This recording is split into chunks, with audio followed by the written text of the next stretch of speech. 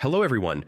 Today I'm going to show you how to integrate Square with Shopify in just a few minutes. This integration helps streamline your online store operations by synchronizing your payment and e-commerce platforms. First, go to your Shopify admin page. This is where you manage all aspects of your store. In the bottom left corner, click Settings, then select Apps and Sales Channels. Next, click on the Shopify App Store link from this page.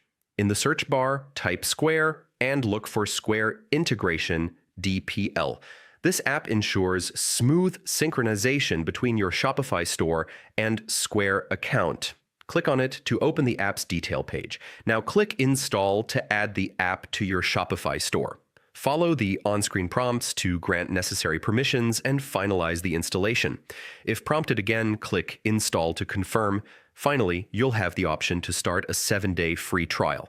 Click Start 7 Days Free Trial to explore the integration and see how it works for your business. And that's it! Your Shopify store is now successfully integrated with Square, giving you a unified system to manage payments and sales efficiently. Thanks for watching.